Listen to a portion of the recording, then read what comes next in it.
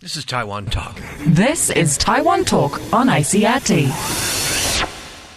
Hello and welcome to another podcast edition of Taiwan Talk. I'm Keith Menconi. The annual Urban Nomad Film Festival kicked off over the weekend and is running until this Sunday. For the past 12 years, the Indie Film Fest has featured films from all over the world, along with a smattering of Taiwan-made productions. This week on Taiwan Talk, we're sitting down with some of the filmmakers behind the local films. And today we're speaking with the star of The Kiss of Lady X. The film premiered on Saturday at the festival and will have a repeat showing this Wednesday.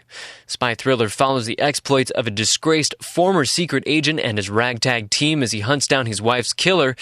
But today, we're more interested in talking about how the film was made because it was produced right here in Taiwan as something of a weekend side project by a group made up of locals and foreigners. Joining us now is Dean Karalekis. By day, he's an editor at a patent company, but in the movie, he stars as daring secret agent Hank Barnes. He also wrote the screenplay and produced the film. Dean, thanks so much for joining us. Thanks for having me.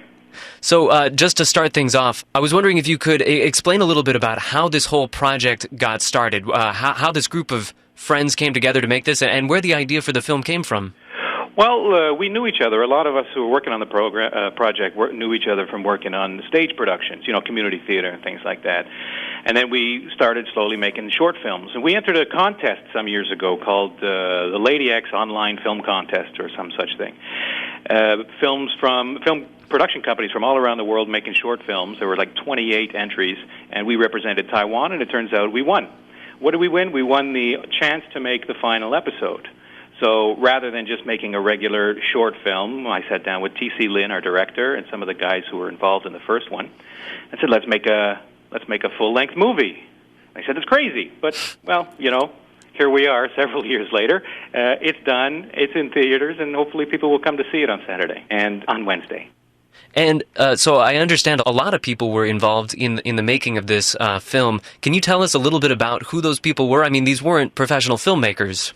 No, in fact, none of us is really a professional filmmaker, but there's so much good talent that's, I think, a lot of it unfocused in Taipei. So all we did was we put some very creative people in a room. I mean, some of the actors that worked for us, Morris Harrington, he plays Milo Caprese.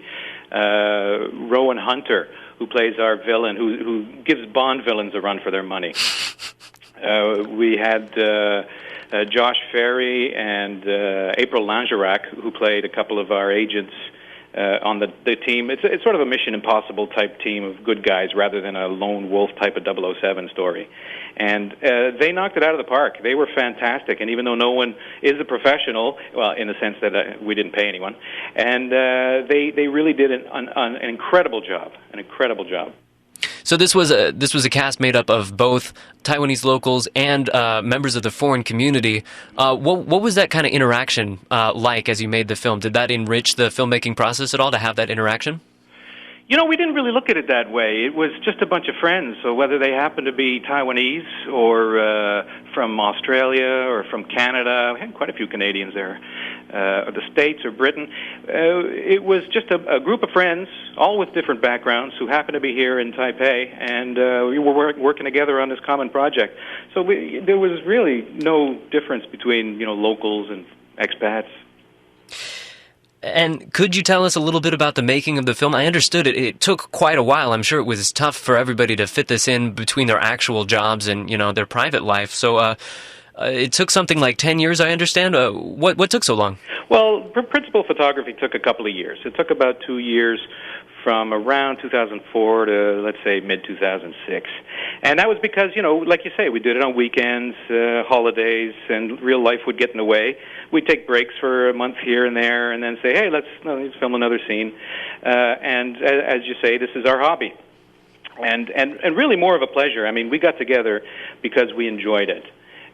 We were making a movie, yes, that was fun, but it was a good excuse to get together and hang out and really spend time together with the movie going on in the background.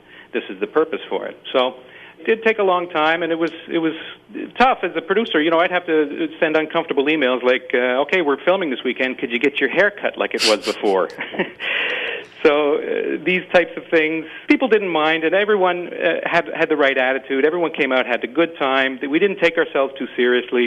Of course, we did our best to make a really entertaining and professional-looking production, but mostly it was just about having a good time. And for me, one of the things that was really striking when I watched it is some of the special effects really do look pretty professional. Some pretty impressive CGI. Can you talk a little bit about how you made that CGI to look so good? Like I said, we don't have a lot of money for this production, so I had to teach myself some of these special effects programs that are all sort of freely available online. Again, in part-time, in between doing your real work, your full-time job, you get a couple of shots done. And eventually, I put together, the helicopter, the Zeppelin. The weird thing about the CGI is it did allow me to make good on some promises I had made. So, for example, we have a whole group of commandos, and when we're originally filming, we're saying to the commandos, okay, you guys are running that way, and you're going to get into a helicopter. And the commandos would say to us, hey, there's no helicopter. I'd say, don't worry, the helicopter will be in there later. Now, of course, at the time, I had no idea how I was going to put that helicopter there, but I figured, all right, one way or another, we'll figure it out later, and we figured it out later. So it kind of feels like the story of this film was you guys made a very bold statement. There's going to be a film here. There's going to be a helicopter here. And, it actually happened. It did eventually happen. It did take some time. But, we're really happy to finally be shown on the big screen. And really, the movie itself is the side result of it. The real pleasure of it was just working together, hanging out, having a good time, shooting our scenes, and the movie was a byproduct, and we're really proud that we can share it with other people. So I think that it's pretty interesting that a film like this could be made, so many people could get involved. Do you think that this shows anything about the kind of community that we have in Taiwan and about the kind of lifestyles that people are able to live here in Taiwan? 100%. I mean, it's only because of the community we have here, the people that we have here, and the lifestyles that we live here that we can do things like this. And this is no different from, you teach English during the day, but you're in a band at night, or you do some community theater. There's a lot of people here, very, very talented people who want a creative outlet.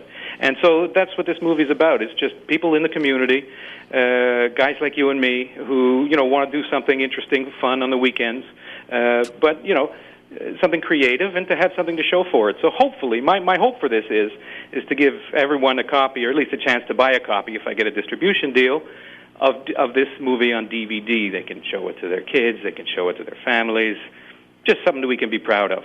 So it is a spy thriller. For people who watch this film, are they going to see anything that kind of indicates that this was a film made in Taiwan? Is there going to be anything recognizable to residents of Taiwan? Absolutely. In fact, a lot of the places we shot are very recognizable, and some local viewers might groan when they say, okay, for example, we're walking around in what's ostensibly Beijing, but it's all traditional characters up there. So this is the type of thing that other viewers, say, in North America wouldn't notice, but local viewers will definitely notice. They'll see shots of, like the UFO village up north, for example. We use that as a backdrop. There are so many fantastic locations in and around Taipei, and I think the people who live here will enjoy seeing some of these spots. So how did Urban Nomad end up being the world premiere of this film? Urban Nomad, Sean and Dave and the guys who run Urban Nomad have been super supportive of this whole project and super patient because, as we talked about, it's taken us a while to actually finish the project. And we've wanted to get this into Urban Nomad because we're friends with them, they're friends with us. It's more of as I discussed earlier, the way this was more of a friends getting together to have a fun and to make a project kind of thing. Urban Nomad is very much a part of that. So we're stoked, actually, that we got into Urban Nomad as our world premiere. So you're talking about like this kind of creative group that's come together, and for people that are interested in seeing other things that this creative bunch is working on, what else is there in store? Well, for us, we're just going to take a break. We're not working on any more films, but the members of our cast, they're always working. T.C. Lin, our director, is incredibly prolific. He's a writer. He's a photographer. In fact, he's an interesting cat. He actually immigrated to Taiwan and was one of the only white guys that I ever heard of who served in their military here. He just wrote a book about his experiences, which I think just came out this week or last week. It's available on camphorpress.com. Really interesting read, and really a good friend of mine. The film is The Kiss of Lady X. We've been speaking to its star, Dean Karolakis. Dean, thanks so much for joining us. Thank you, Keith. The film premiered on Saturday at the Urban Nomad Film Festival and will have a repeat showing this Wednesday. You can learn more about the film at poagao.com.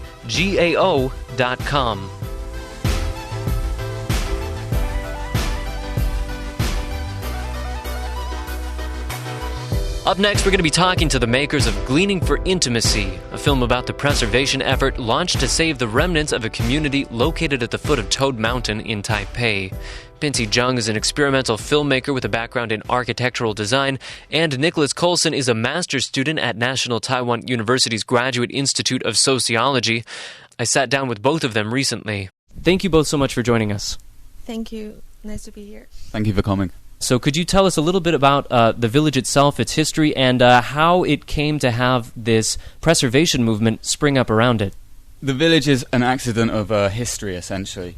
When the nationalists were defeated by the communists in the Chinese Civil War and they retreated to Taiwan, they brought over with them 1 million people, and many of them soldiers. And they had to build their houses around the edges of the city, so like on the mountainsides, by the rivers. And there are countless military dependence villages in Taiwan. And they built these communities very rapidly themselves, the military veterans, and have lived in there ever since. So this community, Toad Mountain, this community has been there for about 40 years. And basically mostly veterans from China who grew up in China, and their second generation and their third generation. But it's also became like a cheaper place for kind of migrants to Taipei to survive. So there's a lot more maybe indigenous people in that village as well, and students even. So, with the rapid development of Taipei, communities like this were starting to be urban renewed, basically, destroyed, pulled down to bring in more modern communities. And this community was about a year and a half ago, or it was declared by the school. We're talking about National Taiwan University of Science and Technology that, I understand they own the land that it's on, is that right? Yeah, they own the land that it's on, whilst the military owns the houses that remain there. So they had basically said, okay, we're now going to demolish the village to build some campus buildings, to build some dormitories for their students. And so then there was a huge response from people who wanted to preserve those buildings, is that right? Yep, so one of the residents there, Lin Dingjie, who is a documentary filmmaker, but he had been living there for a few years, and Dingjie, with the support of students from the Graduate Institute of Building and Planning at Taida, they basically kicked off the okay, let's save Toad Mountain.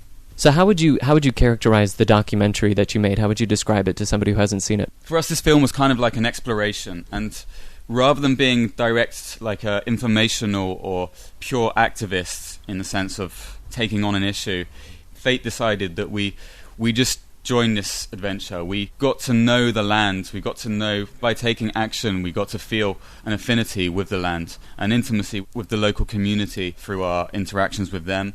So, and the film is basically, eventually we just decided, no, we shouldn't take on all the information side.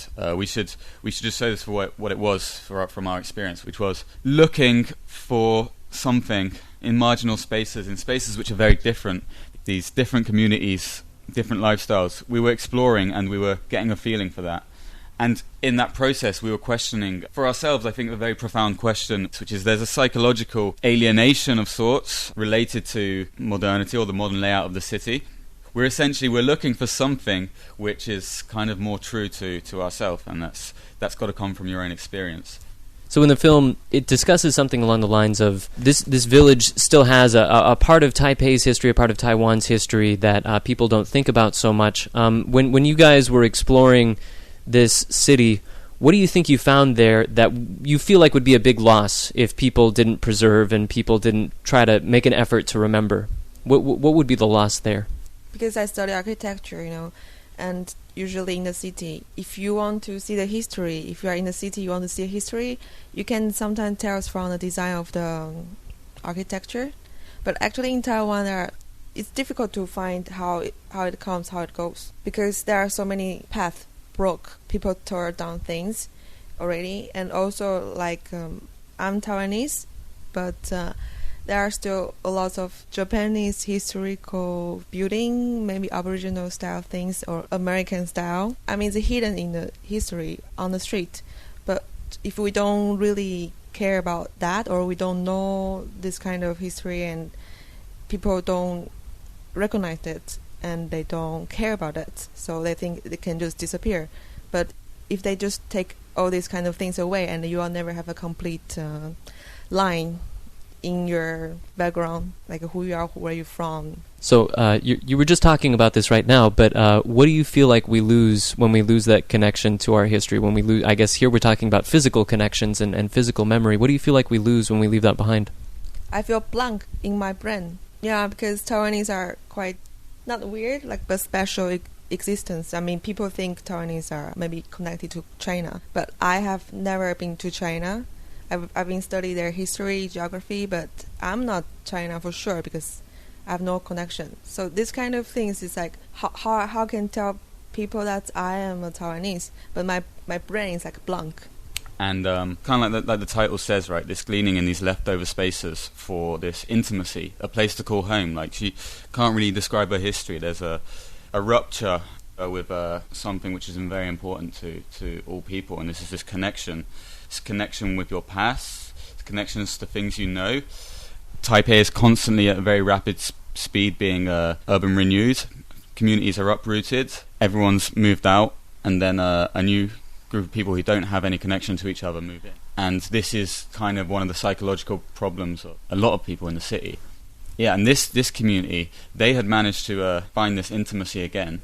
Is there any way that you feel like the aim of the film project and the aim of the preservation movement links up in any way with what the people behind the Urban Nomad Film Festival are trying to work for? Urban Nomad's speciality, or its niche, was they really want to bring to light these interesting different underground urban lifestyles. Also to bring to light things which are not shown normally in the mainstream media. So they're nomad explorers of different cities, but they're also like exploring within the city these different communities. The film is Gleaning for Intimacy. We've been speaking with the filmmakers Nicholas Coulson and Pinty Zhang. The film premiered over the weekend at the Urban Nomad Film Festival. You can find it on YouTube. Just search for Taipei Mountain City. Thanks for listening to Taiwan Talk. As always, we'd love to hear what you thought of today's program. You can leave us a comment on our Facebook page or rate and review Taiwan Talk on iTunes. This helps us bring you the kind of shows you want to hear and makes it easier for other people to discover the program. For ICRT, I'm Keith Menconi.